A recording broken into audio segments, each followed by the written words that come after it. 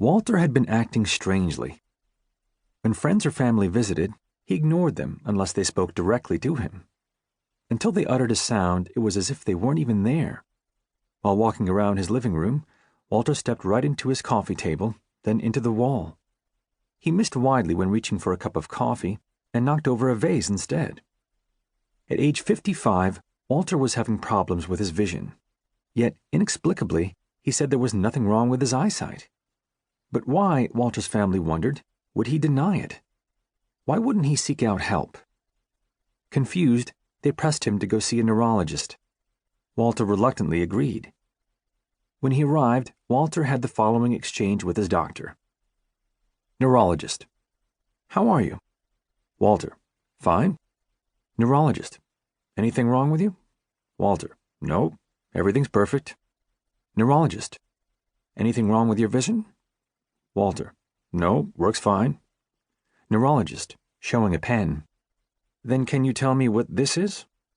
Walter: Doc, it's so dark here. Nobody can see anything. With daylight streaming in through the window, the room was plenty bright. Nevertheless, the doctor humored him. Neurologist: I put the light on. Can you now see what I have here? Walter: Look, I don't want to play games with you. Neurologist: Fair enough, but can you describe how I look? Walter: Sure. You are a small fat chap. The doctor, who was actually tall and thin, understood that Walter wasn't simply denying that he was blind. He actually didn't realize it. Was he delirious? Was it early Alzheimer's? Perhaps he needed to speak with a psychiatrist. The neurologist could infer that there was a connection between Walter's loss of sight and his delusion that everything was fine. Behavioral tests, however, would not be able to identify that connection. He would have to peer inside Walter's brain. A CAT scan of his head revealed that Walter had suffered a massive stroke, causing damage to both sides of his occipital lobe, which processes vision. That explained the blindness, but the CAT scan showed something else: damage to the left parietal lobe. Among its many functions, the parietal lobe helps interpret sensory signals, especially visual ones.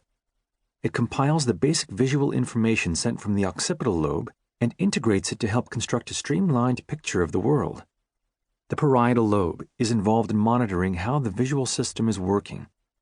But what if that monitoring function were impaired? Walter was diagnosed with Anton's syndrome, a rare disorder in which blind people don't realize they are blind. Patients with Anton's syndrome tend to make excuses for their perceptual mistakes, such as, I'm not wearing my glasses, or there's a lot of glare from the sun. As one theory goes, this happens because there is a disconnect between the visual system and the brain regions that monitor it. As a result, the brain never gets the message that there's a problem with vision. That's why Walter didn't realize he was blind. But the story goes deeper still. Not only did Walter fail to admit his blindness, but he came up with an alternative explanation for his symptoms. It's so dark here. Walter's brain was faced with a confusing situation. On the one hand, the brain was having trouble perceiving the world. On the other hand, because of the stroke, the brain didn't know that the visual system had been destroyed. What could explain a loss of sight in a person with an intact visual system? It must be dark in here. Faced with contradicting pieces of information, the brain came up with a story to reconcile them. And it was a pretty good one.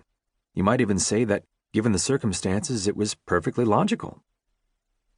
Deep within our subconscious, there is a system that quietly processes everything we see, hear, feel, and remember. Our brains are constantly bombarded by innumerable sensations, streaming in as we interact with our surroundings.